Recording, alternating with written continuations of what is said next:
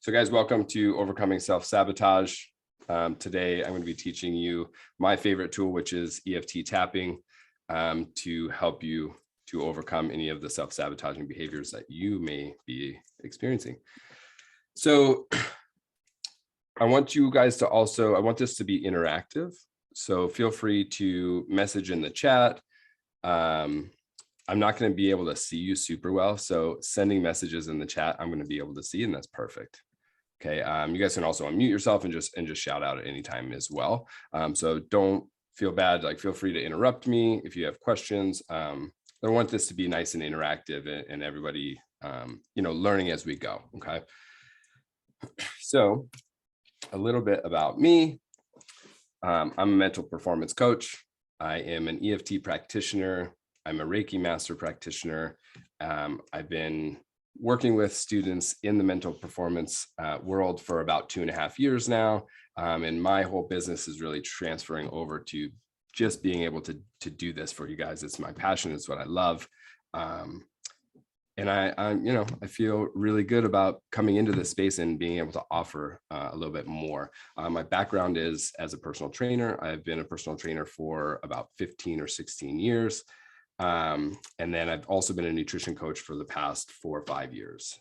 So, all of that past history allows me to kind of integrate that into the overall mental well-being. And I think it brings a pretty cool package, and I hope you guys get a lot of benefit from this today. Okay. So we'll just jump right in. So today, what we're going to cover is signs that show that you're self-sabotaging.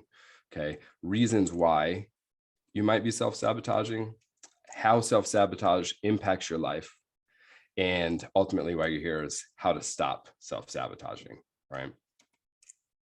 So let's start with signs that you're self-sabotaging. And guys, as we go along today, I want you to really start to think about, introspect about your own life and how these signs are showing up for you. Because it's really the first step in how you're going to be able to shift that perspective and move through those behaviors. Okay. So signs you're sabotaging: procrastination, right? Maybe you're starting projects and you're just not finishing them. There's negative self-talk, right? That voice that plays in the background, the I'm not good enough voice. And then just overall feeling of you're not worthy for success. Okay. So pay attention to those. And guys, there's more than these. These are what I find is the most relevant for most of my students, for myself, and just some of the research that I've done. Okay. So reasons why. So biggest reason I find is self-worth, right? There's an underlying feeling that we just don't deserve success and happiness. And that's why we get in these cycles of self-sabotaging behaviors. The other reason is control, because for us, it feels better to be able to control our own failures rather than, jump in blind with all this hope and then have the rug pulled underneath us and then we fail, right? So it's easier for us. We like to have that control if we can feel like, you know what, I'm just going to fail anyway. And so we start making excuses as to why we're going to fail before we even start stuff. Okay. The next thing is that it's familiar for us, right? We get really used to losing or failing, and that becomes then a pattern for us. Again, it's really comfortable. We know it because we're used to it. Even though we don't like it, it's something that's familiar. And so we repeat that behavior because we know what to expect. All right, so let's dig into self-worth a little bit more, right? So generally how we gain our self-worth is oftentimes it's just an assumption. It's who we think we are in other people's eyes, right? And when we do that, it allows the opinions of other people to start creating our identity, right? So we allow other people who maybe have influence, or it could be an event that shaped us into a belief about ourselves. For example, if somebody it says mostly in adolescence, right? So most of the time when we're young, we don't have the coping mechanisms to be able to really realize and to make decisions on our self-worth at that time, right? So we're in a very prime state for development, but all these influences are coming in, and we're not having the filters yet with age and experience to start to make those decisions for ourselves. So we trust those adults that are around us. So when they have opinions about us, let's say somebody says, oh, like you're just a really anxious person, or like you have a lot of anxiety, kid. And then all of a sudden now that's your identity. You take that as, well, I'm just, forever now, I'm just an anxious person. And that might not be the case at all, but it's somebody put that identity on you because it was their opinion, and now you took it as your own. Okay. So then the identity that you create, it's either right or wrong, right? It's something that you created, but we always want to blame everybody else for that reason, right? So we have to start taking that responsibility for ourselves. That's the first step on how you're going to be able to move through it. Okay. So be thinking about these things for you. Like, what are the things that are showing up for you, your identities, that, you don't really, it's the things we don't really love about ourselves, but we make an excuse as to why we are that way. Again, think about the people when it started showing up, who kind of put that label on you, right? These are all the kind of things that we have to start becoming aware of. All right. So then control, it's something that is, an expectation. We get so used to things being that way, we know what to expect. So we force that because it's known, it's more comfortable.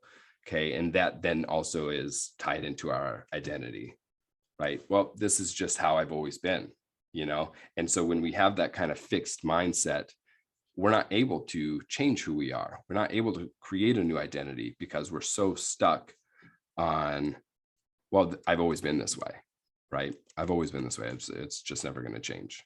Like, okay, well, you're right then, right?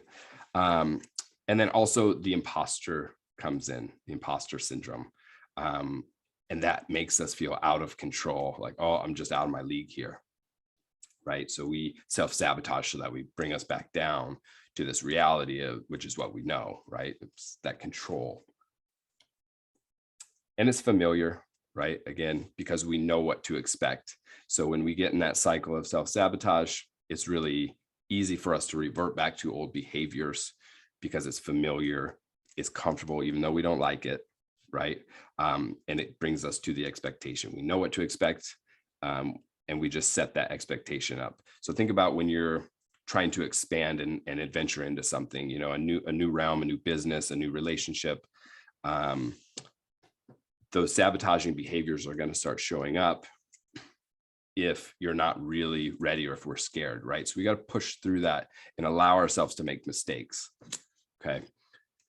Or we're always going to be in the same cycle. So how does self-sabotage impact your life? So there's, again, many ways, but the top 3 ways are: it destroys your relationships, okay? It stops you from finding happiness, and it holds you back from success. All right. Is anybody noticing some of those behaviors right now? Like, go ahead and just put like a 1 in the chat if you guys are like, yep, I definitely have those behaviors. I see that. Yeah, exactly. I mean, that's why you guys are here, right? Because I'm hoping you're aware enough, and at least by the end of this, you're going to start to be aware more and more. And ultimately, that's the best start. You got to create that awareness, and then you can start to push through and create new behaviors that support, that are self-fulfilling instead of self-destroying. Okay. So how does it destroy relationships? Well, you're going to have trouble communicating. Sorry, guys. Trouble communicating, right? You're going to have trouble managing your anger. You're going to be very passive aggressive. All of that is because you're not really in alignment with who you are. We try and be somebody that we're not, and we feel that. And so we're short-tempered. So we have just a really short fuse where we have trouble communicating. We get flustered, right? Things like that. And in other people, you're seen as uncommitted, you're seen as lazy, lacking drive, and you're also seen as unreliable.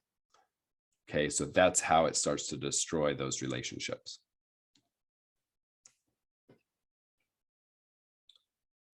How does it stop you from finding happiness? Well, it's going to lead to low self-esteem. Again, relationship hardships because of the communication problems. So it leads to unsatisfied fulfillment. You're constantly waiting for the other shoe to fall, right? So we have this thing that we call the glass ceiling. And so you only have a certain amount of happiness that you're able to allow yourself to enjoy. And once we reach our own personal threshold, then we start to self-sabotage because the unworthiness of happiness and success starts to kick in. Okay, that's the waiting for the other shoe. Well, I can't allow myself to be too happy because it's just a matter of time before something happens to drop it in, right? I can't, celebrate, making this extra money because it's just a matter of time before the water heater breaks. And we create all these scenarios from our scarcity and our sabotaging behaviors and thoughts. Okay, so you're always looking for the negative instead of seeking out the positive, the excitement, right? So that's going to be a big thing that I work with my students. We shift that for you, right? And you start to shift that. So you start to see that that's just a pattern, right? And you're meant for bigger and better things, but you're just too scared to push through, right? That fear of failure. Okay, and then also this is how it holds you back from success, right? You're blaming others for your shortcomings. You're too scared to fail, and so you don't even try. You're always looking for the excuses as to why you fail. Okay, so maybe you try things, but always in the back of your mind, you're making up, well, what am I going to tell everybody when this doesn't work? You're already making up those excuses to tell yourself, to tell your friends, right? And that's also a fear of success, right? And a lot of people, when I say that, they're kind of like, well, that doesn't make sense. Of course I want success. Sure, we want success, but we also can be really afraid of it. And the way we're afraid of it is we don't know what success looks for us, right? We get so used to failing that failing's comfortable, failing's easy. I can make all those excuses. I don't like it. And in fact, maybe that's one of the things I really don't like about myself is that I never persevere and push through, right? But it's also can be because of the fear of success. Well, when I get success, what's going to happen? I'm going to get all this tension maybe I don't want.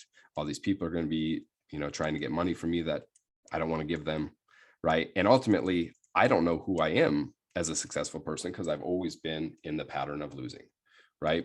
So that's a fear of success, all right? So you're unsure of who you are with that success, and that's scary. So what happens is you then just avoid high pressure and high stress situations altogether, right? I'm sure you guys have definitely experienced that, just the avoidance. No, I'm not going to go there, not going to put myself in that position, right? But that ultimately is going to be what's holding you back from success, okay? And that's a self-sabotaging behavior. So the reason why you guys are all here is how do we stop it, okay? Does anybody have any questions, leading up right now? Put this, feel free to show in the chat or just speak up too. All right, you guys all feel pretty good and comfortable with this? Sweet. All right, so how do we stop? Eric, we got one question in here. Cool. So my question is, I lose so much weight, and then when people start complimenting me, oh, you look so good, I'm like, yeah, F this. I start eating again because it's so uncomfortable. Yeah. But it's irritating because I'm losing weight for a reason, but the minute people start noticing, I don't like it. And I just go back to being fat again. Yeah. Yep. So that's exactly sabotaging, right? Because you're afraid of the attention, right? That's the ultimate reason. You're already aware of that. So I'm not telling you anything you don't know, but what you have to do is you got to be able to push through that and find the underlying reason as to why don't you like attention. Okay. What's that? I think I know that. Cool. I know why. I mean, it's childhood trauma for my mother. That's a whole nother story. Yeah, I mean, here, the thing is, it's 100% that, right? That's exactly why I do what I do. And with tapping, you're going to see how we dig through and release the trauma from that. Because releasing that trauma is going to allow you to step into embracing the praise, and be like, yes, you know what, like I do deserve having that positive attention because it's positive. People are, but there's a lot of different reasons. And you already know the traumatic event that caused it for you that makes you not want to step into owning that part of you. Right. So then ultimately we sabotage by eating more. So then I don't get the attention. Right. So oftentimes, guys, so the reason why we do this too is a many reasons. Some that I've seen is, if you're a sibling too, let's say you're a sibling and you're really excelling and you see that your other sibling is kind of destroyed by that, right? They don't feel like they're enough and they're feeling really uncomfortable and they're not really happy for you. Maybe they start treating you poorly because they don't know how to cope and actually deal and step up, right? This is just one example.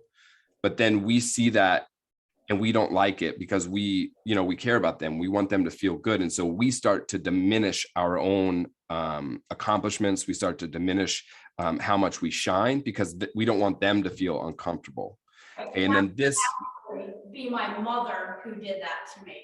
Yep, exactly. I see it a lot, especially with mother-daughter relationships. There's always this competition, right? Wanting to updo and feeling like, oh, you're the new hot thing coming through, and I've got to put you down a notch, right? Yeah. So ultimately, we need to push through that and basically just energetically tell them to fuck off, right? Because the thing is, guys, is we're not here to make everybody love us. We're not here to make everybody proud. The only person that really matters for us is ourselves. And inevitably, when we're able to embrace that, all the other people are going to see it too, right? So if they're people that are really on your side, they're going to be on board. If they're not, they're going to try and sabotage you. But you can see they've already sabotaged you forever. So it's like, well, we can either stay in that pattern and allow them to have that control, or we can say, you know what, like, I'm going to stop this pattern right now. Right. That's why you're here. Yeah, exactly. So I'm going to teach you guys, the basics of tapping today so that you can start to use it the same way I've used it as far as pushing through those and becoming more whole as yourself. Right. That's the biggest thing that I think tapping has done for me. I feel like every single time that I tap, I just feel more and more myself, right? I feel like I have less to prove to everyone else. It's more about myself. And ultimately what I found is the more that I'm very centered with myself and very comfortable with who I am, I can communicate better. I can set boundaries with people. All my relationships are better because now I'm speaking from a place that's very rooted in knowing who I am instead of this unsure or trying to not rock the boat or trying to still look for everybody else's approval. Right.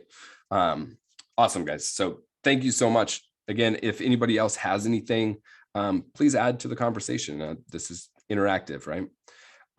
So how do we stop self-sabotaging behaviors? And I already told you guys, but we need to create awareness, right? So that is the first step, creating that awareness so that we can understand where those patterns are, right? And then from there, we create the emotional intelligence around that. So then we have to take what those emotions that are behaviors that are showing up and how do we respond? What is the emotional response for us? How are we getting triggered, right?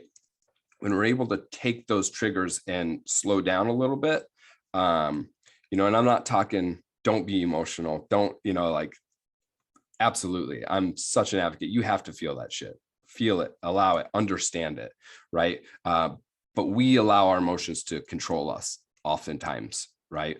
And so what we have to do is we got to get better at understanding what those emotions are really meaning and underlying.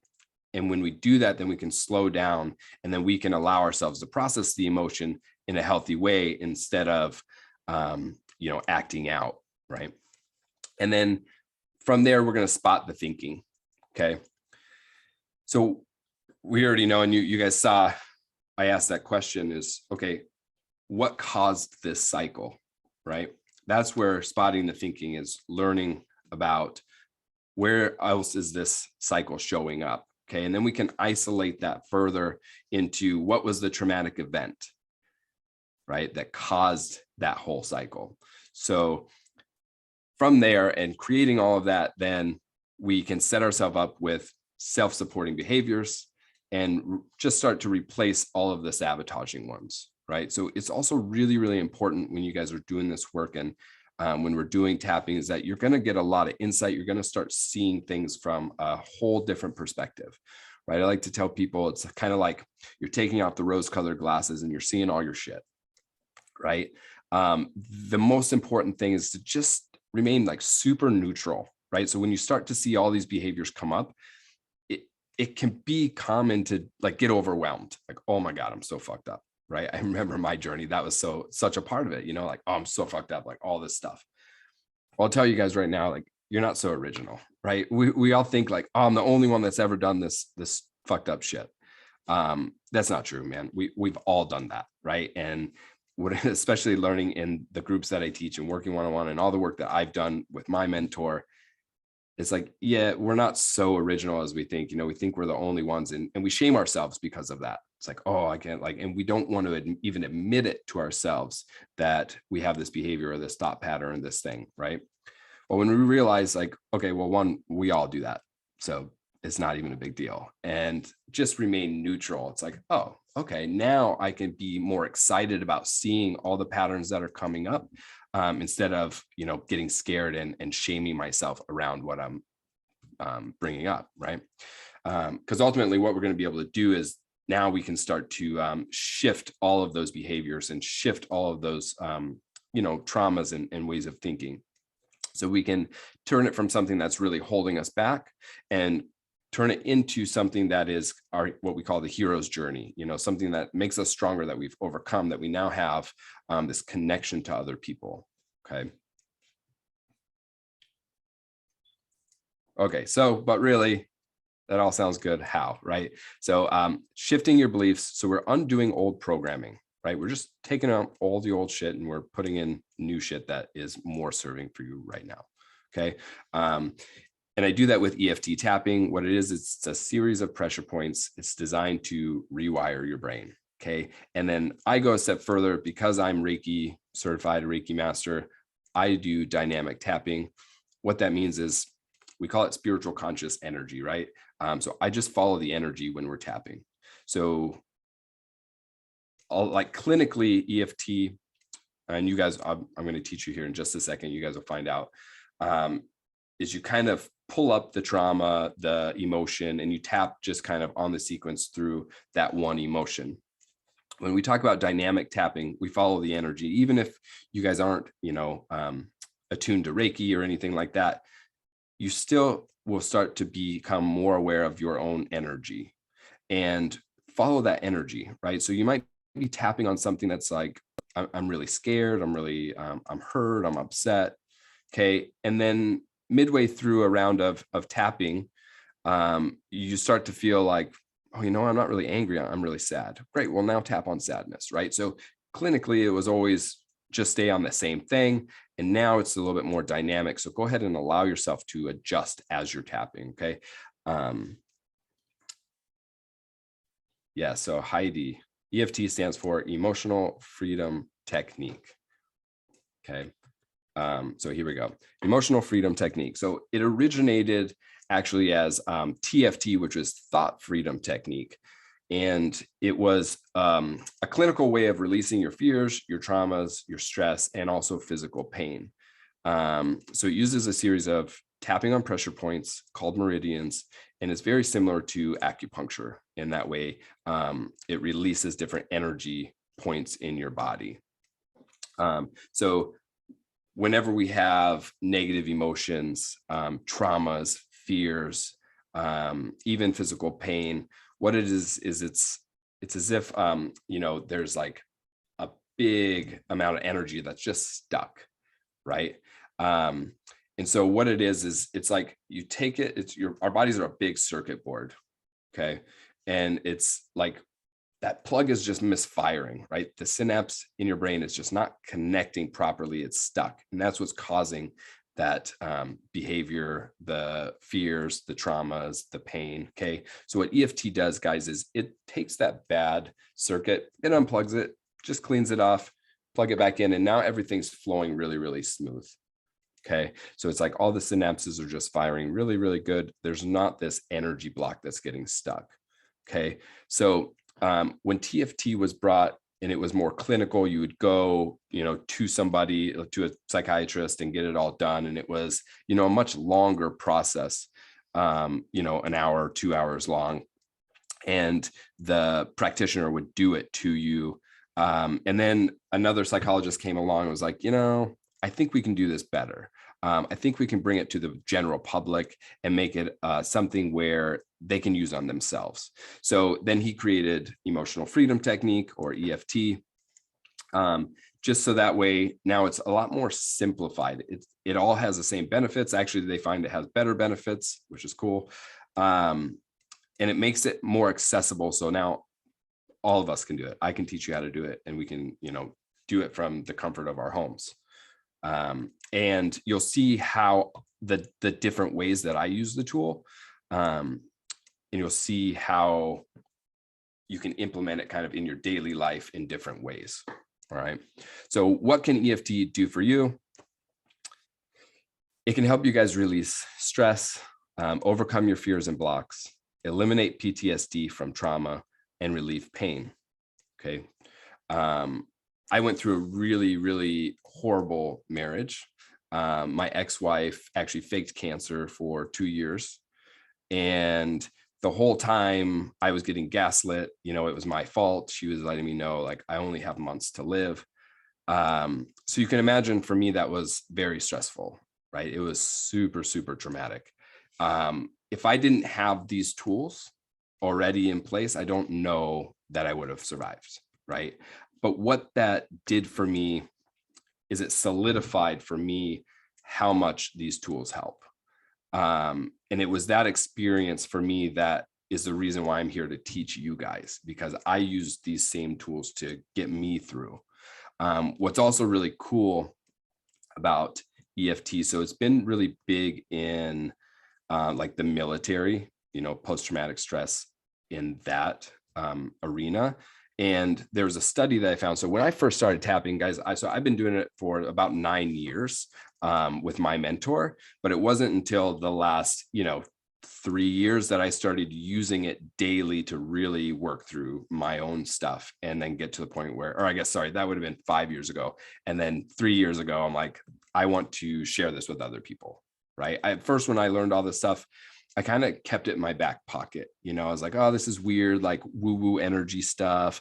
I liked it. I knew the benefit, but I didn't want other people, right? I was still in that thought pattern of being really worried about what other people thought about me, and thinking that, I want everybody to think I'm cool. And, oh, if I'm this weirdo energy person, they're not gonna, well, needless to say, I just don't give a shit anymore, because I've tapped on all that stuff.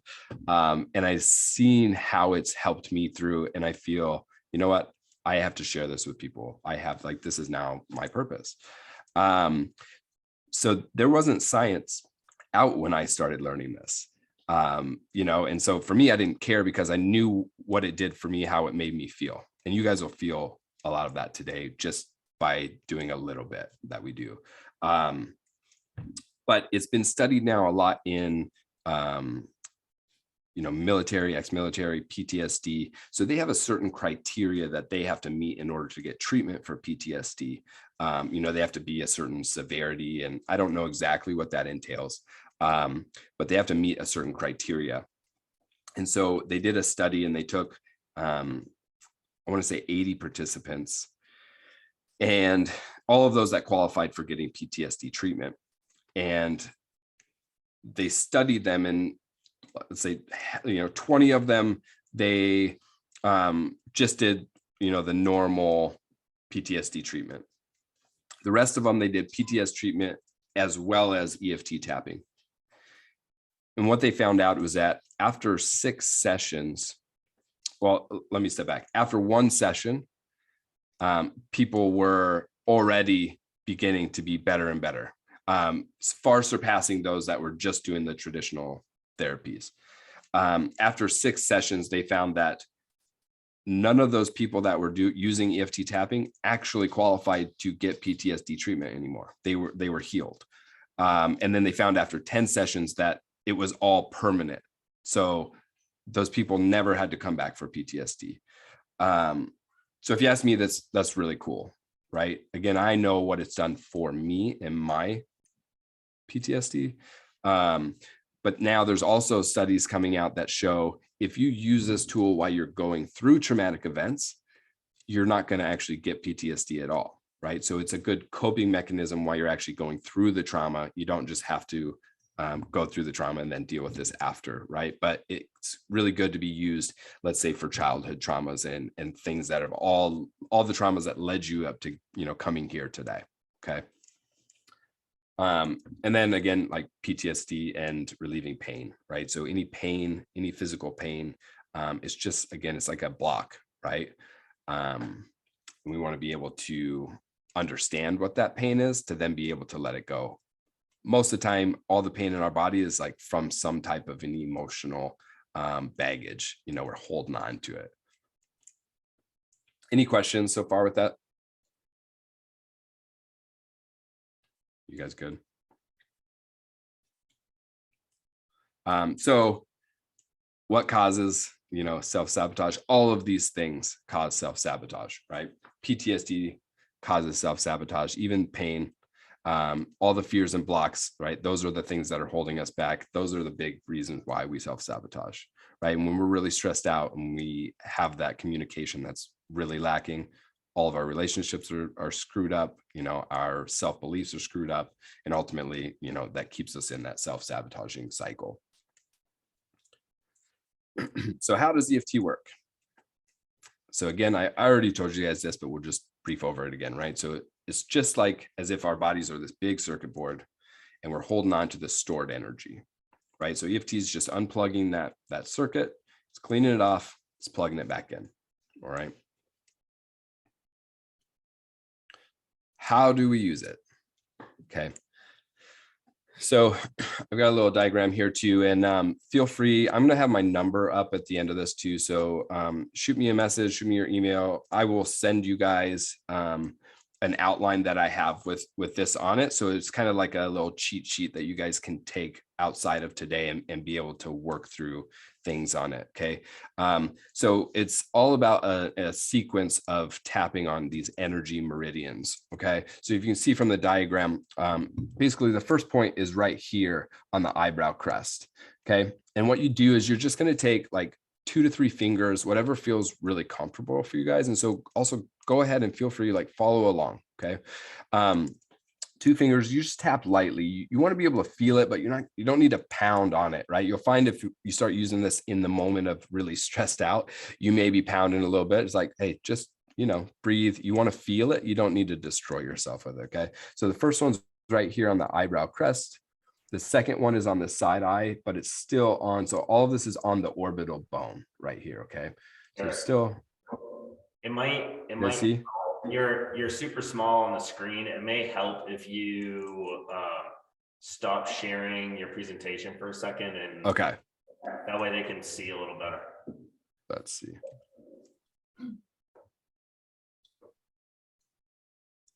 It's too complicated. How do I do that? Okay, stop sharing. There we go. Can you guys see me better now? Okay, so point number 1 is right here. Okay, point number 2 here. Point number 3 is right underneath the eye. Okay, so all of those 3 are all on the orbital bone, right? And then we move from there, we go right underneath the nose and above the lip. Okay, and then below the bottom lip and above the chin. And you're going to tap about 5 to 7 times. Okay, the other one is right here on the collarbone, right on the inner side. Okay, and then we go underneath the armpit. And on this one, I actually will use like all 4 fingers. So if you go kind of maybe 2 or 3 fingers below the armpit, kind of on your first, second rib, there's a little spot that should be kind of tender. That's the part. So using 4 fingers, it's like, I'm going to make sure I hit that. Okay. Then we move on to the the hand. And so it's going to be right inside the nail bed right here, where the nail bed meets your skin, and it's the, you know, the part of your thumb that's facing you. So you're going to go ahead and tap on that. Okay. And then it's on the forefinger in the same spot, on the ring finger in the same spot. And then we actually skip the middle finger, same spot. We skip the ring finger and we go to the pinky finger. Okay.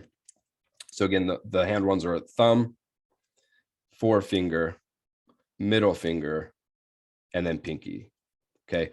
We're not going to get into the reason why we skip the ring finger today, but as you progress through tapping, there's a reason it's used for something specific. And if you tap on it too much, it can actually desensitize you and, you know, make that tapping's not as effective. We don't want to do that. All right.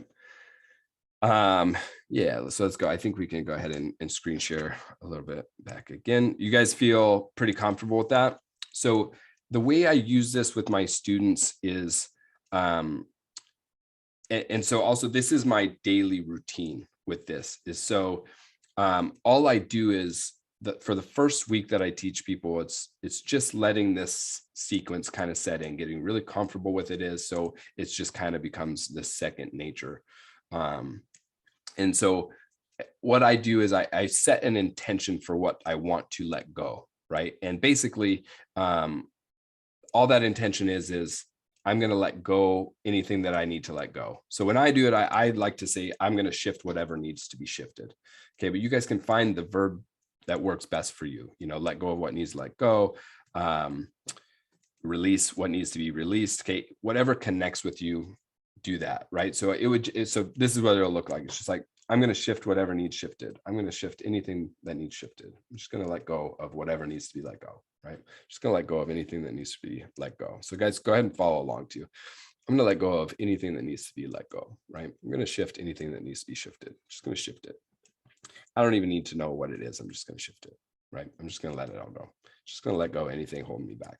Just going to let it go. Okay. And then we actually end on the top of the head. Taking a nice deep breath, exhaling. Okay, so what we look for, guys, is we look for a release in our energy, a change in our state.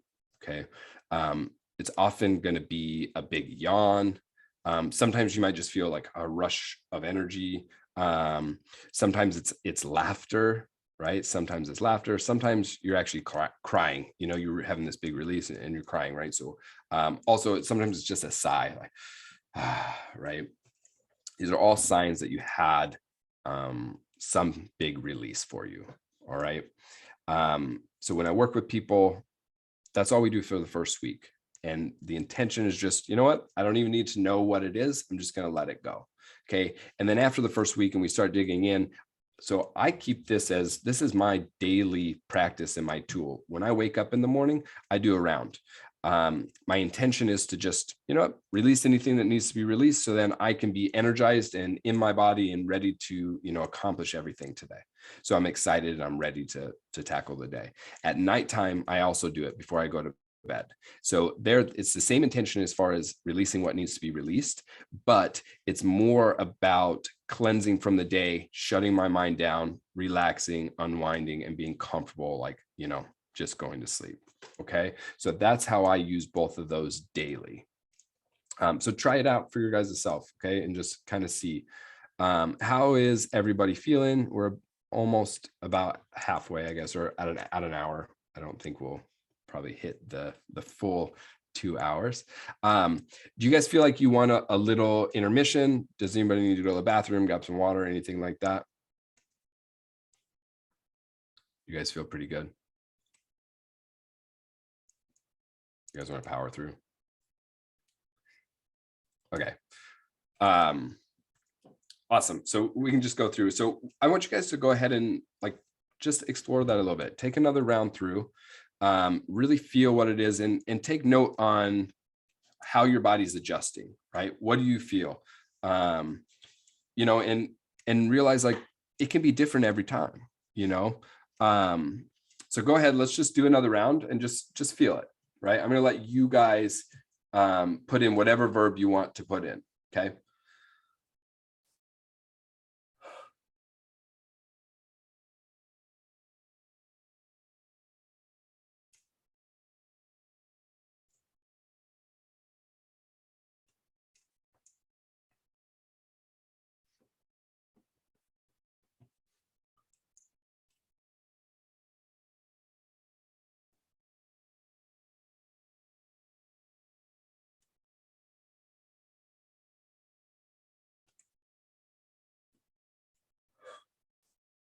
Good, nice deep breaths. So go ahead and feel free to like put in the chat, like, what did you notice? Did you notice any yawn? Did you notice a big release? Did you notice like maybe you kind of chuckled a bit? So when I work with people, I always make them say it out loud, right? I think there's something very powerful in that. If you're using this in, let's say, like, a public place or something where it's like, I'm not really wanting to draw that ton of attention to myself, you can just say it to yourself, or you can, sometimes I tell people too, it's like, yeah, yawning, good. Sometimes if I'll be in the car, and somebody cuts you off and you're like, oh, I'm so mad. So it's like, I might just tap on something that's really simple, whatever point, like whatever pressure point's kind of calling to you to tap to release. It's like, okay, you know what, just breathe and just tap on that. Because you obviously got to still like drive, right? Or you still got to do something. Maybe you're in the middle of somewhere and it's like, I don't really want anybody to see, but under the table, I can tap on my fingers, and I can feel better. Right. So realizing there's so many different ways to utilize this tool. The biggest thing is just stop making excuses and just do it. Right. Awesome, guys. Lots of big yawns. Yeah. So that's a good one. It's a big release in that energy. Your whole state of being is shifting. And then also notice just kind of like how you feel after. Like, do you feel more calm? Do you feel like energized? Right. All these things are that's kind of the next, step to that. All right. So I'm going to go ahead and screen share again, so we can see the next part.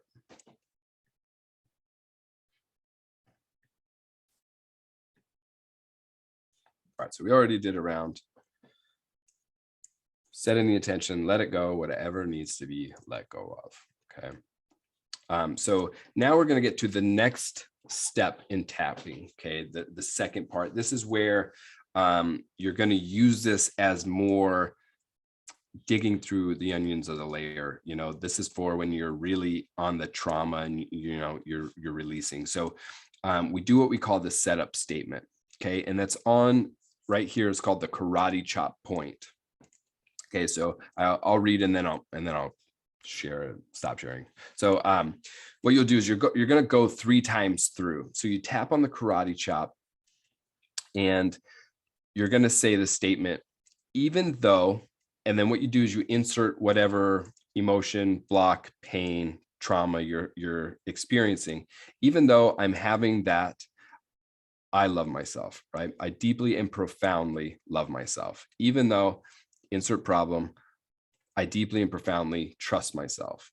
Even though, insert problem, I deeply and profoundly accept myself. Okay, so you do that 3 times through. Once I love myself, once I trust myself, once I accept myself. Okay, and those can also like change. It doesn't have to be like, first, second, third, always in the same order. Oftentimes it's like, I love and trust myself. I love and accept myself. It's more than one oftentimes, but you do that 3 times through. Okay.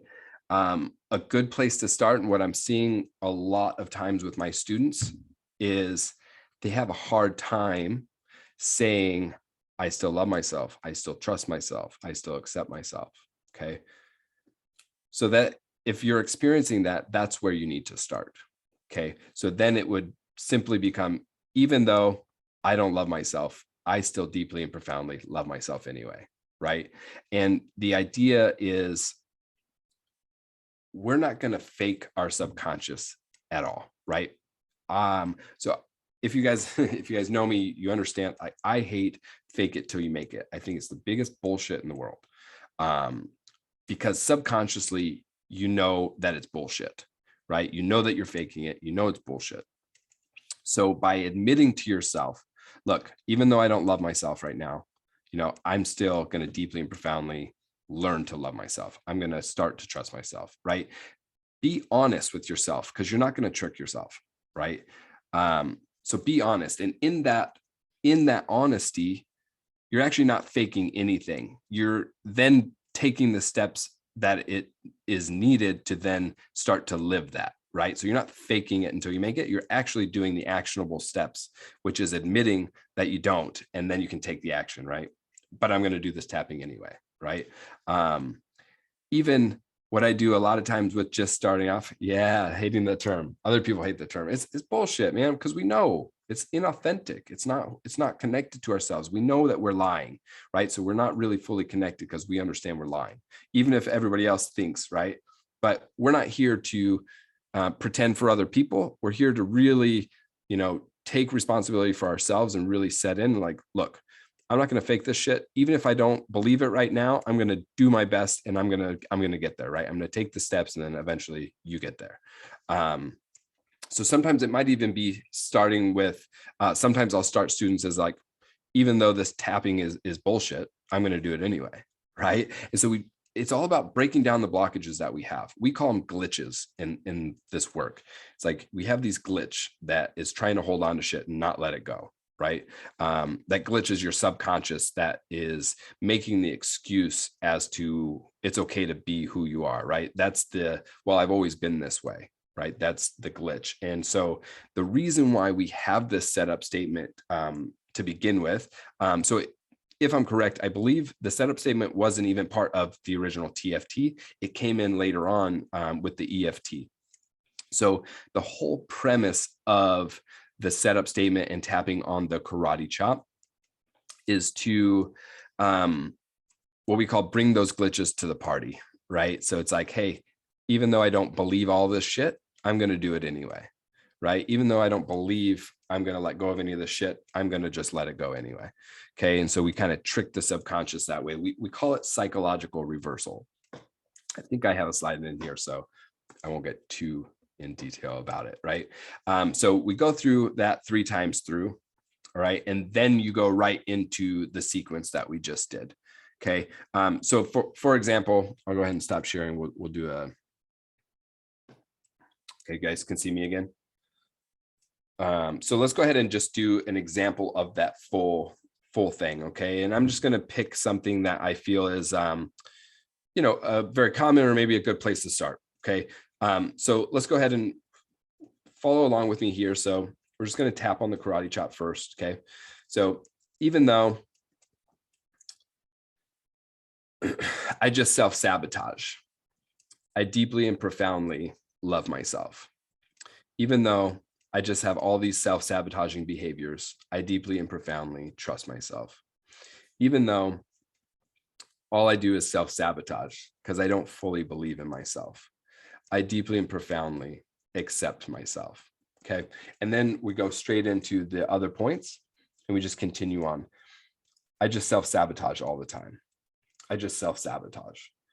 I'm just not worthy of success. I just don't deserve any success.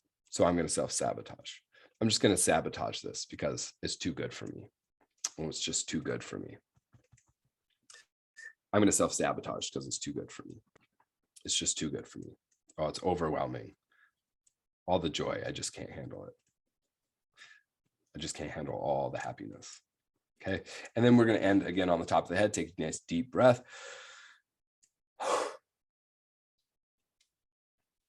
Okay. So that's an example of how we pair those together. For my students, that doesn't come in until the 2nd week. Okay. Because the idea is, get really comfortable with the sequence. So that way you're not thinking, oh, did I mess up this? Like, what's the next point? Right. Because when you get into the words, it then becomes a little bit more complicated. All right. How does that feel for everyone? Like, put a thumbs up if you guys are like, wow, yeah, like I felt that, I had a shift. Right. Yeah. Exactly. Awesome, guys. So let's go ahead and screen share again.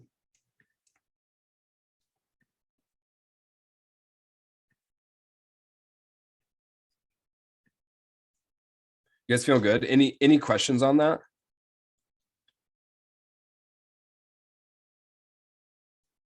Yeah, you guys are feeling shifted. Melissa's feeling good. I love it. Any questions? You guys are good? Okay. So the reason for the karate chop, again, and this came in when EFT was brought to the world, is it's to undo any chance of psychological reversal. Okay. Well, what is that, you might ask? So Psychological reversal is basically, it's our subconscious mind that's not wanting us to let go of whatever we're consciously trying to let go of. Okay. It's again, the glitch. It's what's holding you on. So let's say it's this identity, right? Of, well, I've always been this way. There's that subconscious part of us that I don't know who I am when I let all of this shit go, even though all of this shit is what I hate about myself. I don't know who I am without it. So I'm going to hold on to this stuff because over here it's scary, right? I don't know what to expect. So we use the setup statement as a way to say, you know what, even though I don't believe all this shit, I'm going to let it go, right? Even though I have all the stuff that's messing me up, I'm going to let it go anyway. Okay. And that undoes any psychological reversal. Now, there's not always this time where you're psychologically reversed, right? But the reason why this is implemented in is because originally they would have all these tests to kind of decide like, oh, are you psychologically reversed? Are you not? Right. One of them is like you hold out your arm, straight, and somebody would push down on it. But you would say a statement like, okay, like, I'm Derek Hutchins, and like, okay, well, like, you're really strong, right? Now, if I was to come up and say like, oh, I'm Aaron Gould, and then all of a sudden they push and it's like, right. So like your subconscious is like, yeah, no, that's not true. That's not right. Right. So that's psychologically reversed. Like if I was trying to lie and say I'm somebody else, right? So they would always have to do this all the time. And it was just like, you know what, like, how can we just bypass that completely? So with the setup statement, it doesn't matter if you're reversed or you're not reversed, you just use it. So that way it's universal. It's really simple. It's easy. And whether you're reversed or not, it's going to work. Okay. So that's kind of why that is brought in. Now, I will say, if you're in the middle of like crisis, right, you're cut off in traffic and you're just like furious or whatever it is, right? Like maybe you're like in the middle of a fight with a spouse and it's just so overwhelming, or like on the verge of, nervous breakdown, right? In that moment, it's so blatantly clear, like you're not reversed because you feel it, right? It is overwhelming. It is consuming you. Okay. So in that moment, you can skip the setup statement completely and just go tapping on whatever is coming up, right? So it might even just be like, I'm so fucking overwhelmed. I'm just overwhelmed. I'm overwhelmed, right?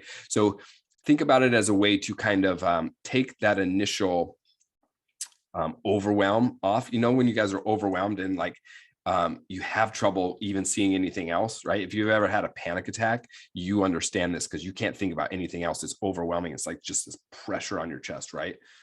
So allowing yourself to tap through, even just on that first layer, oh man, now I can breathe. Now I can kind of think cognitively, right? Because when we have those panic attacks, we actually stop breathing, right? And that stops sending oxygen to our brain, and our brains are not firing properly. Okay.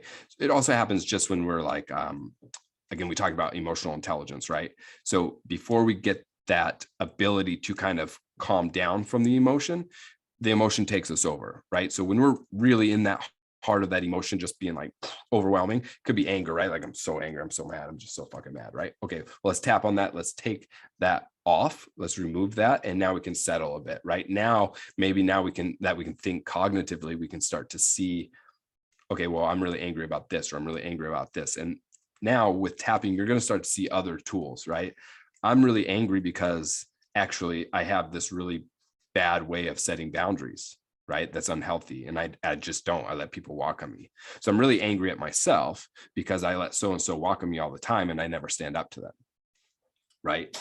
So we're going to tap through those things. So then you would actually literally just tap on that. Like, even though I don't know how to set boundaries, right?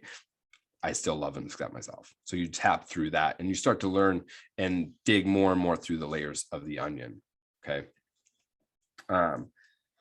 So we already did this too. So here we go, guys. We're working. All we're doing is we're peeling the layers of the onion, right? So we might start with that emotion that's so strong right now. Once that settles down, usually after one round through, you can start to breathe again. You start to think a little bit more cognitively, and then we can start to understand, wow, why was I triggered, right? Because that's ultimately what we need to get to, is we need to get to that base layer, the deepest layer, that is that trauma that's causing all of these other chain of events. Okay, so don't be afraid to just start on the surface, right? Start with the emotion, start with the fear, start with, the block, start with the pain. It's that the lie that we tell ourselves, right? Like, oh, I'm just this way. I'm just this is just who I am. Okay, we'll start on that. Even though I'm this way, let's see what it is without that. And remember too, guys, when you're working through this stuff and you're digging through, if you start to shift a perspective and you start to, create a new identity, because that's what we're doing, right? Is we're realizing all the identities that other people put on us. And we get to then decide, do I want that? Does that make me who I am? Does that help me, progress in the life that I want? Or does that hold me back? Right. And then you get to decide, all right, it's holding me back. Let's release this and let's embrace, like, now I can decide who I want to be now. Right. So it's moving through that fear of not knowing who you are without it. Right. And we bring the glitch, even though I don't want to let this go, I'm going to see who I am without it. Okay. And then you just find out. If you get to that point and you're like, all right, well, this feels good. I let go of this stuff, but I don't know, maybe there's more shit to let go. Great. Keep doing it, right? Peel those layers of the onion. Maybe you get to where it's like, you know what, now that I've released all this blockages around money and I'm getting successful, I'm kind of becoming a dick and I don't really like that I'm being an asshole. Okay, well, great. You don't have to then revert back to being fucking poor, right? But you can just change now. All right, well, I don't want to be an asshole. Okay, great. So I can be a little bit more understanding. I can be, and you can shift all of those different things. Now you can see, all right, at any point in time, you can reinvent yourself, right? And realizing, like, you're the one that has control over this. You're the one that's taking that control by, owning up in your part of it, right? So we always want to blame everybody. I know I did. It's like, oh, so-and-so, so-and-so screwed me up. It's all their fault. Like, oh, they never believed in me. And so I'm just never going to be good enough. Well, I had to then see, like, oh, you know what? Like, they were just doing their best, or that was their own shit. That was, they were trying to put on me, but I had to take responsibility. Like, I allowed that to happen, right? Like, I chose that identity. It was just based off of what they were doing. Right. And again, sometimes we have to then just, like, forgive your younger self. Dude, you didn't know any better at that time. You didn't have these tools back then, but you have them now, so be able to own up and, like, hey, you know what? Like, it's okay. Forgive that past self. All of those lessons brought you to here today, right? Everything brought you into this moment. So now from this moment, we can reinvent ourselves, and it's all about who you want to be. Okay. And realizing at any moment, keeping that introspective, awareness. You're always going to be more and more aware of your patterns. Now you're going to start to see other patterns too, other people's shit. So you're going to be more and more aware of, you know what, this is my shit. This is not my shit, and then you can set boundaries when other people are trying to force their shit on you. You're going to be able to find your voice, right? You're going to be able to take that praise that other people are like, yeah, you know what? Like, I really fucking worked hard to create this body. Like, thanks for noticing, awesome. And being able to take that as, that's a huge accomplishment. We diminish how we feel and the accomplishments that we have because we don't want to make other people feel, uncomfortable, or we just don't like the attention. Well, you better start embracing that, because when you are really, really centered with yourself and you're really, really excited with who you are, people fucking notice that, right? It's just how it is. So it's like, great. You don't have to, float an ego with it and think like, great, better. You just did all this work to achieve something that you wanted. And that's really, really awesome. Okay. So just push through it. And I always tell my students, it's like, look, the tools are really simple. They're really easy to use.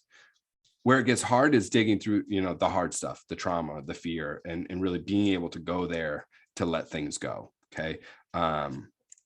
Yeah. So you guys are doing awesome. Just don't overcomplicate it. Right. It's simple. It's not easy, but it's really simple. Okay. And ultimately it's as easy as we want it to be. Okay. So I want you guys to know, don't get overwhelmed. Like, also, this is recorded. So if you feel like, oh man, this is a lot of information, I'm not, I'm really confused. Feel free to check me out online, right? You can follow me on Facebook, Instagram. My handle is just Derek Hutchins. I also have YouTube videos that talk about tapping. They progress through all the different steps with tapping and more advanced stuff too. So you can find that on Sailing Stone Performance on YouTube. Also, I've got a podcast that talks about like sports performance and different things. It'll be broadening out as well. That's also Sailing Stone Performance. Okay. And then guys, if you do realize like, hey, you know what, like I really like his vibe, I think I want to learn some more. I have different programs that I offer. Okay. Does anybody have any questions before I dig into that a little bit? Any questions on tapping, anything that is coming up that you want another perspective on? You guys feeling good? Give me just like a thumbs up in the chat, or like, yeah, perfect. You guys feeling good? Everybody's great. Sweet. Cool, guys. So the programs that I offer is I do one-on-one coaching. Okay. These are just individualized sessions where we, take a deeper look, right? We're deep cleaning. We're going in through all the trauma and we're working together to be able to let all that stuff go. All right. Another option that I do is group coaching. I know a couple of my people are on here today, which is awesome. I love it. So, what we do is we have weekly classes where we meet. Every Wednesdays, I do a Reiki circle. And so what that is I take everyone through just a guided meditation. It's more around self-care, different tips on self-care and how we can implement that into your day. And then I do a healing attunement, which is a Reiki healing attunement to everyone, just to kind of, take away the stress, realign everybody's chakras, and just get the overall feeling better. Okay. The third thing that I offer is a 2-day online event workshop. All right. Which would be basically the things that we cover in the group, but it's going to be a lot more condensed, a lot more intense. And honestly, I think your best value is out of the group because it extends it over a period of time where you can digest it much easier. You can understand the tools a lot more. And then we have a lot more opportunity to be able to work together to release like exact things that are going on for you too. Okay. So what that actually looks like is, so say you don't, the group thing doesn't sound like a great idea at the moment. And you're like, you know what, I got a lot of stuff I don't really want to air in front of everybody. Let's do some one-on-one stuff. Great. Okay, so what that looks like is it's $225 for 90 minutes. All right. The group class is $150 a month. All right. And then the workshop's going to be $450 for 2-day event. Melissa, the Wednesday Reiki circle is at 5 p.m. Pacific Standard Time. Okay. So it's trying to be like after work, and as my community and my groups grow, there will be other options. Right now, that is the time that is set. So also, guys, since you guys are all on this call today, I want to offer you the Unbreakable discount. Thanks to Aaron and Unbreakable Health and Fitness for having me today. And so I want to offer this to his community and to everybody on the call. If you guys are on the replay, like this is all for you too. So basically one-on-one coaching would be, $50 off. It's $175 for 90 minutes. Because this offer will be good for 3 months. So if you decide, you want to do sessions today all the way for 3 months, whatever sessions we do is going to get this discount. Okay. If you decide in 3 months or, 2 months and 28 days, you want to do a session, great. You'll get this. In 3 months, it's going to be back to full price. Okay. So anybody that's interested in the group coaching, which honestly, like I said, I think this is the best value for everything that you get. You get time with me twice a week, So originally it's $150 a month. I will give that to you guys for $100 a month for the first 3 months. So then after 3 months, it'll go back to normal price. Okay. The caveat with this is that the group starts tomorrow. Okay. Anybody watching the replay, you can jump in, we'll be okay. But so I do tapping on Sundays. But what you guys will do is, so anybody on this call that wants to jump into the group, you guys will all start in your own private group. So it'll be all of you guys that are here today. And then after the first 4 weeks, we'll be able to jump into the other groups and kind of mingle with the community. The way that is so then everybody's kind of starting off at the same level and they're able to really like work on letting stuff go. What's really cool about the group is that it brings a whole different dynamic, when everybody starts to bring up the things they're working through, it gives everybody else permission to do the same. And what we see is the energy world's kind of interesting in the way that we always attract the same group of people that need things to be released together. So what we're noticing in our groups a lot is that as somebody's working through something, it triggers somebody else that's like, oh shit, like I have to work on that too, right? And so it's really, really cool where we do a lot of tapping as a group together. And what's cool about it is, even if you maybe don't consciously know that it's something, whether it's something or whether it's not that you also need to work through, you're going to get the same benefit of cleaning through it. So that way, maybe it's not a problem, it's not an awareness right now, but maybe it is something that is a cycle that could in time. So we're going to clean that before it ever even becomes something for you, which is cool. So time on Sunday, well, right now the time is 5 again, but you guys will get your own group. So when you guys sign up, I'm going to put my number up. I want you guys to just text me like, hey, I'm interested. Let's get rocking. Text me like a little high 10 emoji. And so that way I'll chat with you guys and we'll find a time that works best for everyone. Cause I know a lot of you guys are on the East Coast. Some of you guys are here on the Pacific Coast, and then other people are in the middle too. Okay. So I want to be able to work with and give you guys the best opportunity to be able to show up.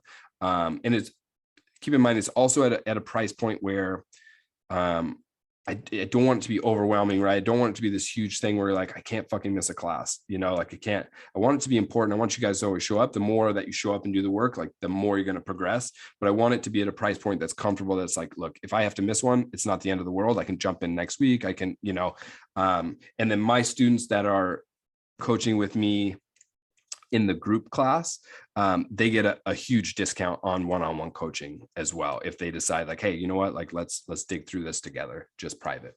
And then the other option, guys, is a workshop. So instead of $450 for 2 days, I will do $300 for 2 days for this group. Okay. And basically what that's going to look like, it's going to be, 7 to 12, 2 days with, like an hour break for lunch or whatever, like probably not even that, like 20 minutes to eat and go to the restroom, right? And so that's, again, it's just a lot deeper, more intense, but really compact. So, see what kind of fits best for you guys. All right. And then, yeah, there's my number. You guys just feel free to like text me. Also, if you're just like, hey, I'm not quite sure, text me and we can set up just a one-on-one and we can just chat and see like, what program is going to be best for you.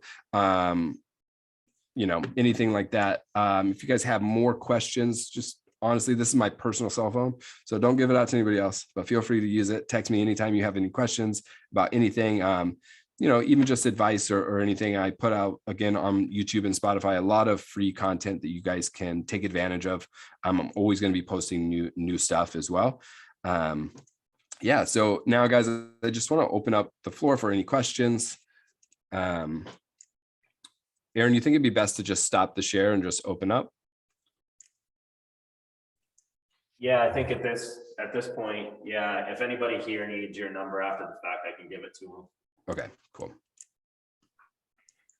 Awesome, guys. How is everyone feeling? Good, bad, overwhelmed, indifferent? Any questions on anything? I know you guys are working through stuff, and there's a big reason why you guys are here too. So I also like to open the floor to say like, hey, if anybody is feeling like, hey, you know what, like I really want to work through this thing and you want to do it in front of all of us, like as a team today, great. I'm all for it.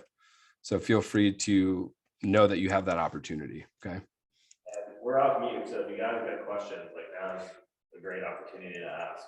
So yeah, you guys can all unmute yourselves as well.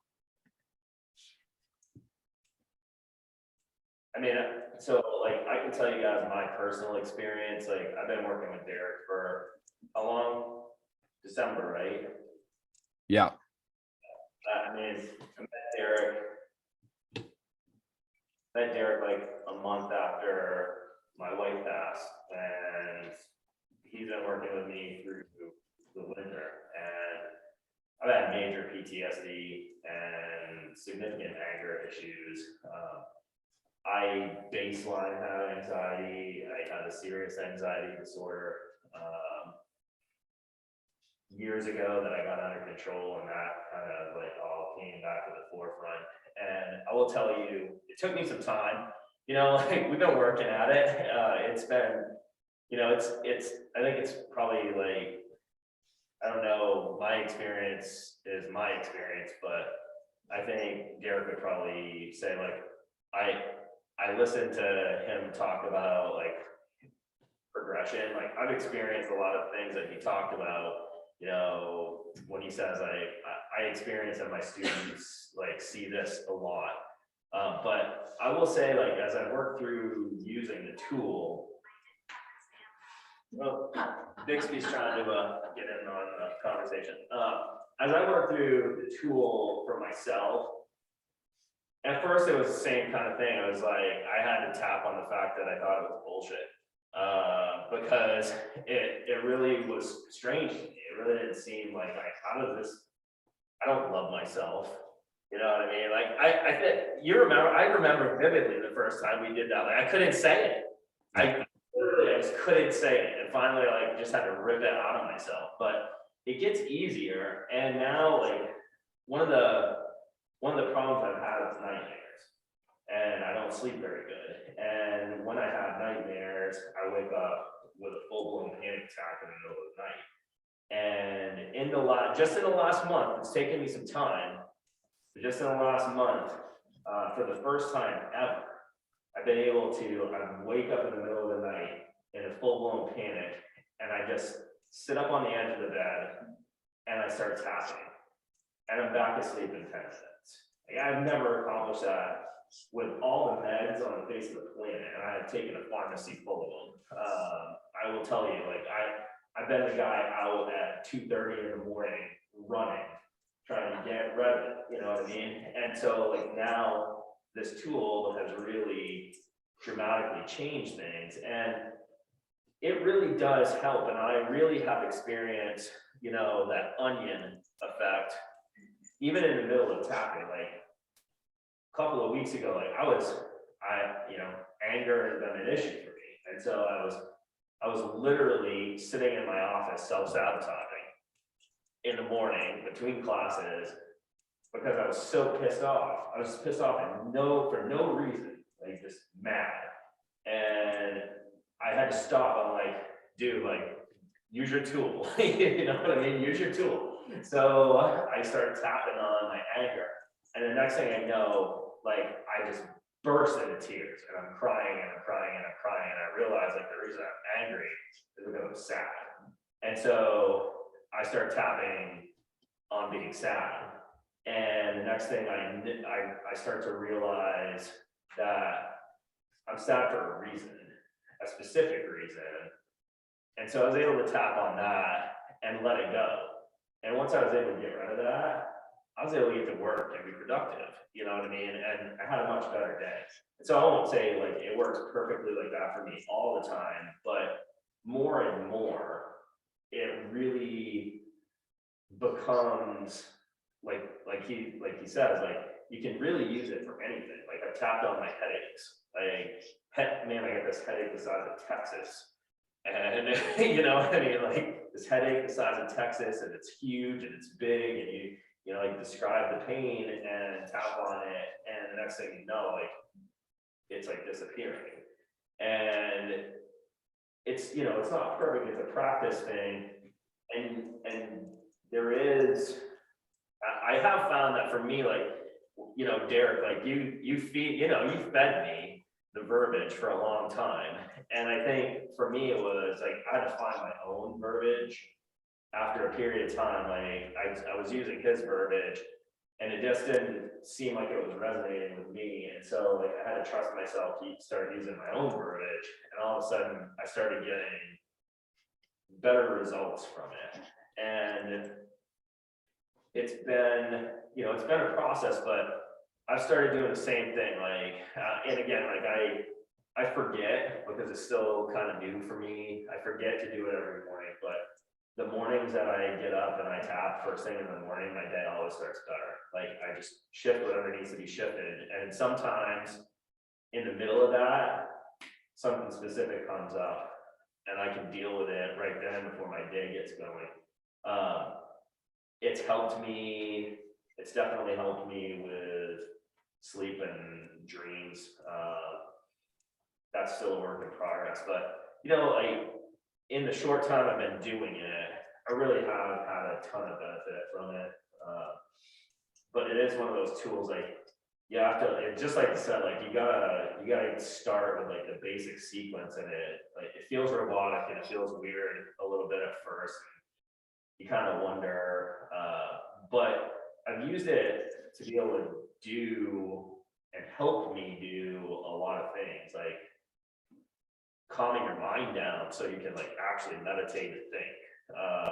One of the things that I have struggled with is like carrying and holding so much energy. Like I don't let it go. I take people's energy in and I keep it, and it winds me up and I go crazy with it. Learning how to ground that out has been super helpful, but I couldn't get to a place where I could ground it out. Like I couldn't visualize the meditation to be able to do it until I started realizing, hey, you know, I can tap through a couple of sequences of just calming down. And when I get to here, all of a sudden I find myself like I can get into that like state where I can meditate and think. So what made you do different verbiage? Like how did you know it wasn't working for you, and then how did you feel what the right ones were? Honestly, like You get the hint. there's no real. You do.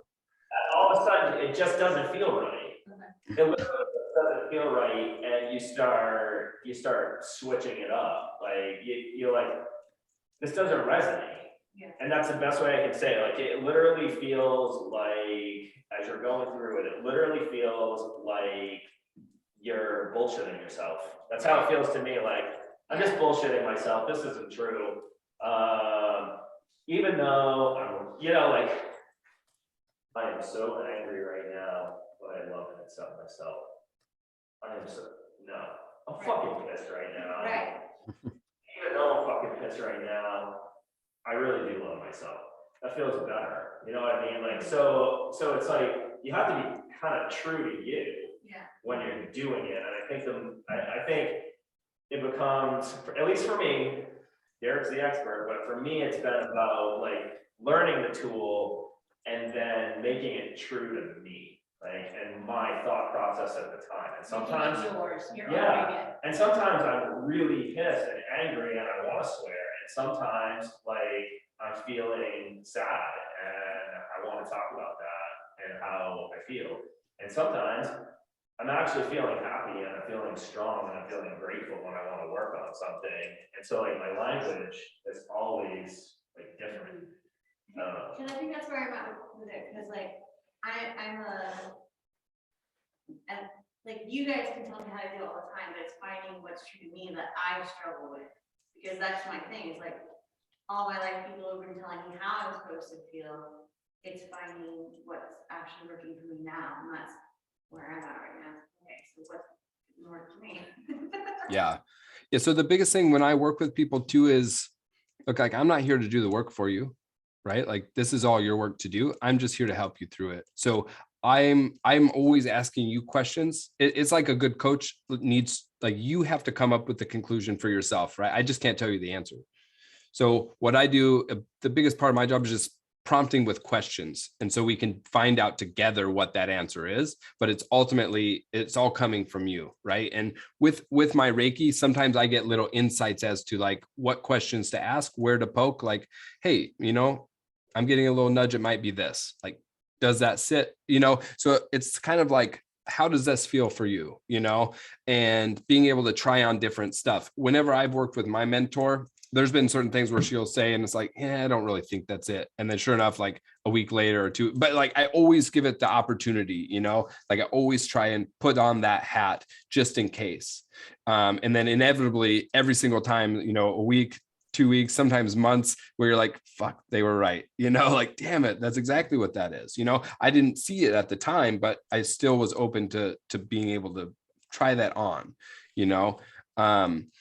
And then the other big part that we do with tapping is we call it flip the script in EFT. And what it is you're taking that narrative from a really, you know, bad place, you're flipping the script and you're turning it into a positive, right? And so we know this with talk therapy too, that it's really good to just, you know, talk about what that pattern and all that shit that's coming up.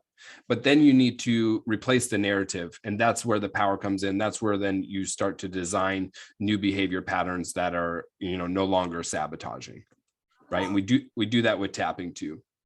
I'm also really good at knowing what people want to hear. And so I give those answers instead of being true to myself. So like it's finding how to actually be true to myself and not, I'm great at like, well, I know what people want to hear and I want to give those answers. It's the being true to myself that's so very hard for me. Yeah. So that's where you need to start, right? Like, even though I want to please everybody else and just tell them what they want to hear, I'm going to stop doing that. Like in my therapy, I'm like, I know what she wants to hear, so I'm gonna kind of. Yeah. That's not gonna get me anywhere, but I know. Totally. So again, like in this case, that's something that's gonna hold you back, right? It's why a lot of times, like even my students are like, I don't even want to admit, I don't want to even say this out loud because that makes it real. Right. And then I would have to admit that it's a problem. Well, let me tell you, motherfucker, it's a problem whether you admit it or not. It's a fact. It's something that happened, right? It's something that's causing you, whether you admit it or not. But as soon as you admit it, then you can work through it, right? That's where that power comes from. So, you know, it's like, also, you can ask Aaron, like, you're not going to be able to lie to me. I'll see you through it. It's like, okay, great. Because ultimately, like, again, I'm not here to heal you. You know, I'm not here to do this to like, I don't get an award at the end of the day when you're like feeling great. You get that reward, you know, that's what, like, it's all about what you want to come away from this. So that's why I hate the fake it till you make it. You don't have to lie to anybody, especially don't lie to yourself. Right. But that's what we got to get to that point where we're able to call ourselves out on our shit and be okay with it, you know, and not get overwhelmed and not be like, oh my God, I'm so fucked up. We're all fucked up. Right. That's why we work through this shit.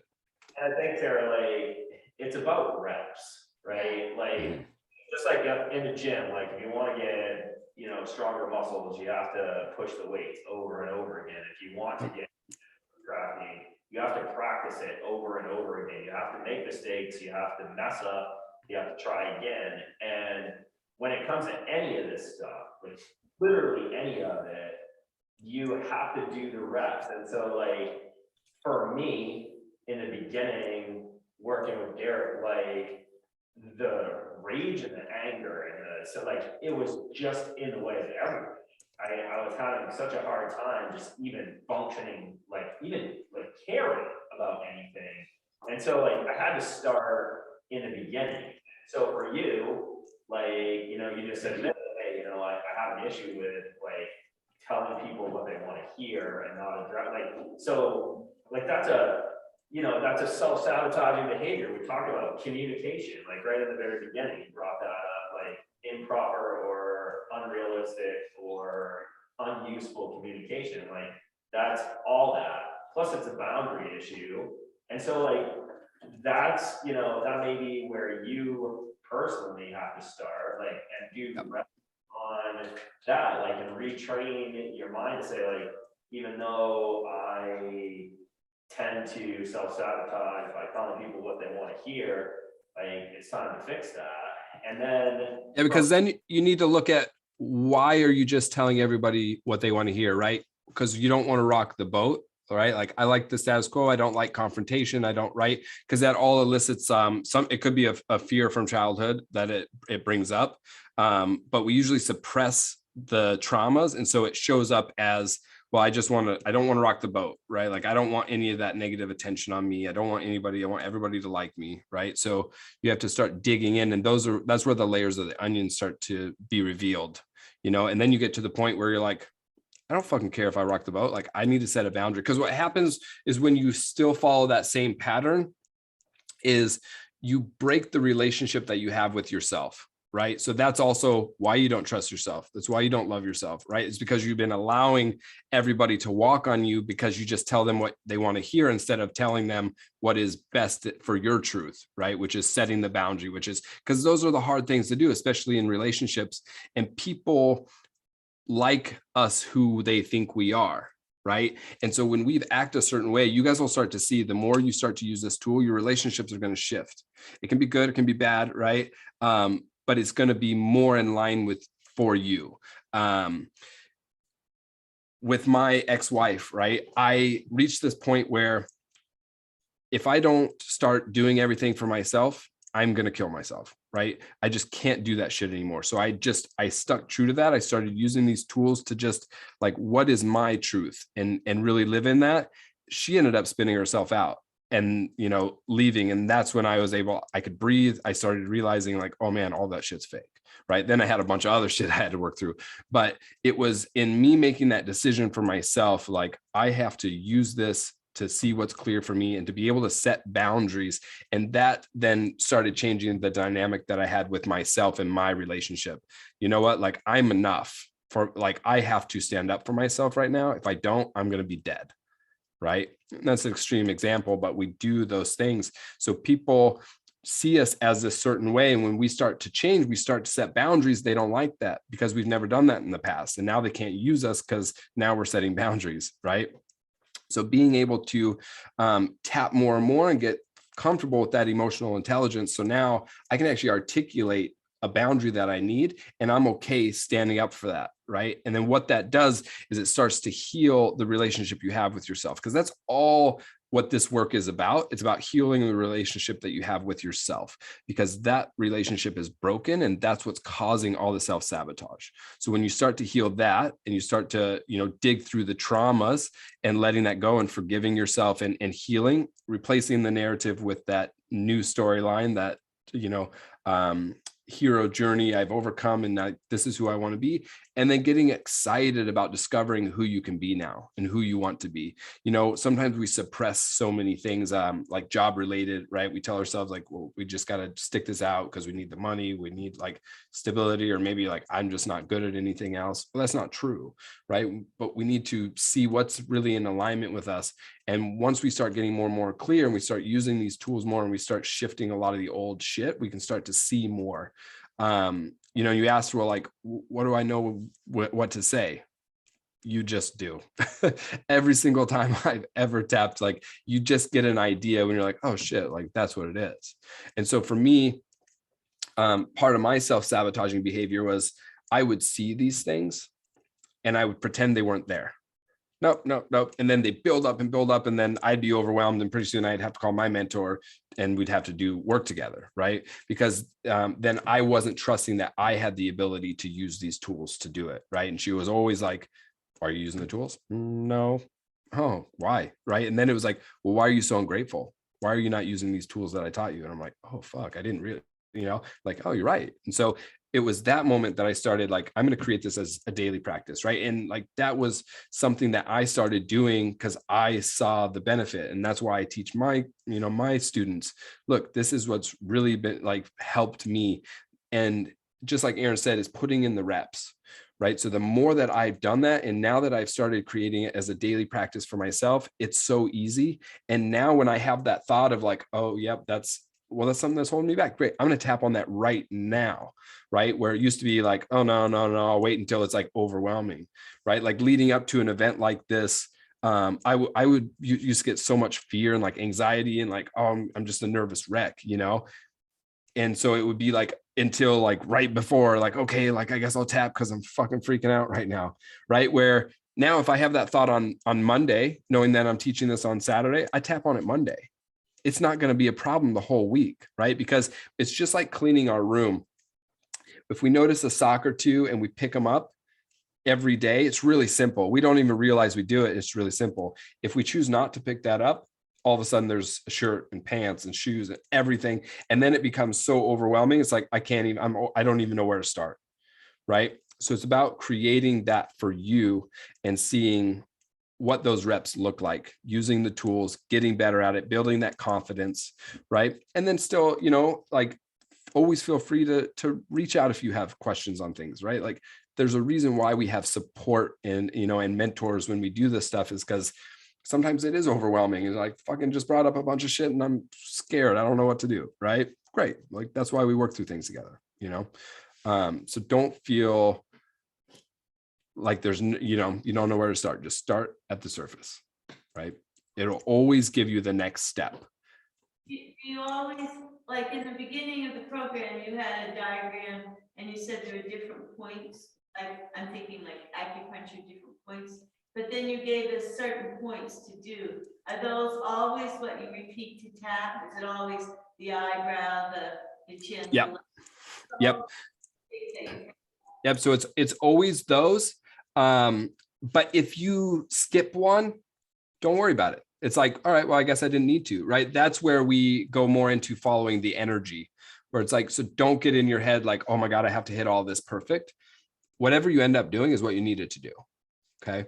But those are the points. Some people teach like a 9 point. So that one is a 12 point. So some people don't teach all of them, but I do. That's how I was taught. And, the other thing is, I've seen some people tap on both sides. I don't find that that's necessary, but you can try it out. The thing is like not everything's cookie cutter, right? It's not like you have to do it a certain way or it's like fucking useless, which that's why I love this, is because just in doing it, a lot of it is the intention around, right? And again, now there's all this science that's like, I remember my mentor was like, I don't give a fuck if you believe it or not. It still works. It's not like this, and that's how Reiki is too. It's not like this thing that, well, you have to just be so open-minded about it. I don't give a shit. Like it's going to work for you, whether you believe it or not, but the more that you can work through that, like mistrust of it not working. That's why I oftentimes will tap on like, even though this is bullshit, even though this isn't going to work, I'm just going to do it anyway. And then you start to see like, oh shit, I've never had somebody who's like, nope. There's also like how you can kind of tell is like when we're clinically doing it together, oftentimes it's like, all right, on a scale of 1 to 10, or when you guys are doing it on yourself, it's a good way to understand if it's working is, before you do the round of tapping, say like, on a scale of 1 to 10, like how powerful is the emotion or is the blockage, or, on a scale of 1 to 10, 10 being the highest, say it's like, all right, it's a 9, and you do the round of tapping and then kind of see it again. Right. But again, like I've always had it to where I feel a significant difference after. I oftentimes get like these epiphanies. I remember one of the things for me, like was always like money, the scarcity around money, just because, it's kind of how I grew up. Like, oh, well, we can't afford this and we can't afford it. So I always just felt like, oh, I'm never going to have money. And I always wanted to break that. But then that was a fear, And so I remember one of the first things I tapped on was, just all that blockage that was holding me from all the money and all this, like, it's all this belief system for me.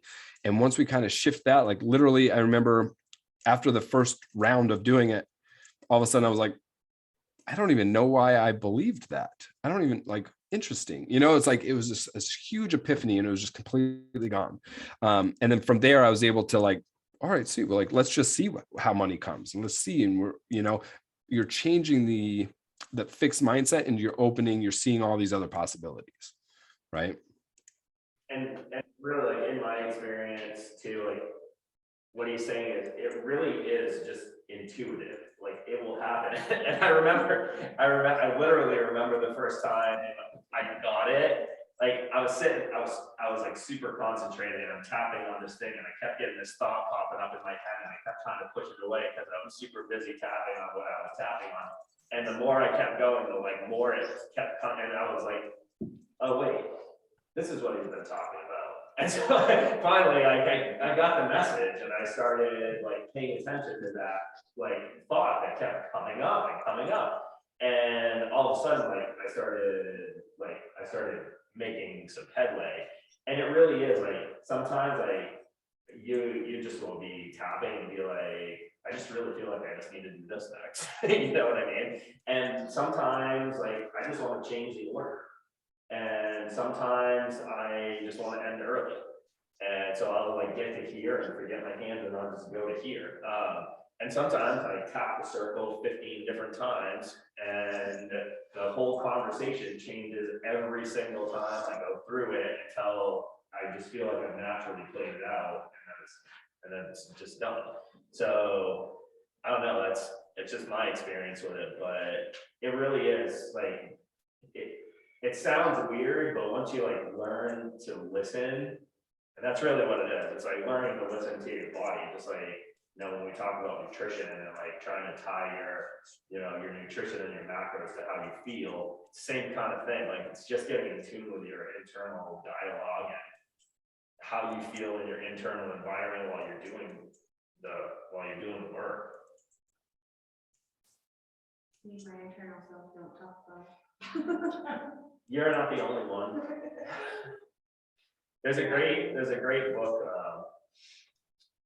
that, what is the name of that? Now I can't remember. Shoot, I'll figure it out. I'll let you know. There's a great book that I read, about that, though, about your internal roommate and what a jerk he is. Yeah. Anyway, cool. You guys got any more questions? I guess we're good here, Derek. Awesome. Yeah, guys. Anybody online have any questions, anything they want to add, anything? You guys feeling good? Awesome, guys. Thank you. Thank you, Derek. You're welcome. Yeah, thank you guys so much for having me. Aaron, thanks for having me. You guys, you should all have my number if you have questions. If you want to join the group, you guys let me know, okay? Awesome. Bye, guys.